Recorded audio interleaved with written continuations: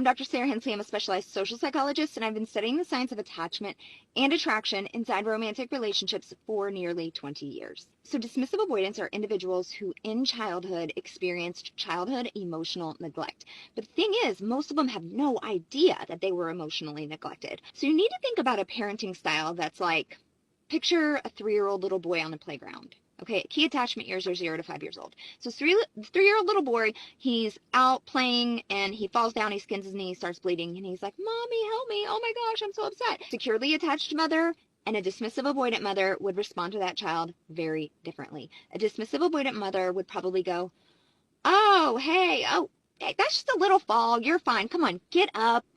Quit crying. Just dust yourself off. It's just a little scrape. Get back out there and play. That's why we're here. Dismissing emotions and focusing on responsibility. And the dismissive avoidant mom, what she taught her child is, your emotions are not welcome here. And in fact, it's your job as an individual to go off and soothe them by yourself. So since they had their emotions ignored, dismissed, or even punished as a child, they learn that emotions essentially aren't safe. They are hyper emotional suppressors.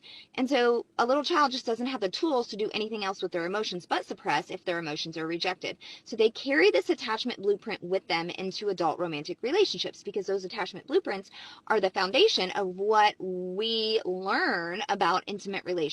So dismissive avoidants are really famous for like the 4 to 6 month bait and switch. They can show up really vulnerable, really connected, really attentive in the first 4 to 6 months of a relationship, and then they do a bait and switch where they will suddenly start to withdraw and become more distant. And then if you are in a committed relationship with them, they will really painfully withdraw throughout the entire relationship. Their deprioritization, lack of vulnerability inside of the relationship, and complete and total inability to work through any conflict, because their own emotions and the emotions of other people really stress them out, and they go into that hyper suppression. And of course, they really value their independence and autonomy as well. And so inside of relationships, they use that same childhood blueprint where if you bring them emotions, that's like, why are you bringing this to me? This isn't my responsibility. Everybody's responsible for their own emotions. So you go somewhere and take care of that, and I'll take care of mine, and then we'll come back together and have peace and harmony. When that doesn't happen, they start to deactivate. They're like, this isn't fair. I can't give them what they need. I can't meet their expectations. And then they either give some defensive pushback, or maybe they'll people please and say, okay, you're right, but never make any changes. But then no matter which of those strategies they use, they will withdraw painfully.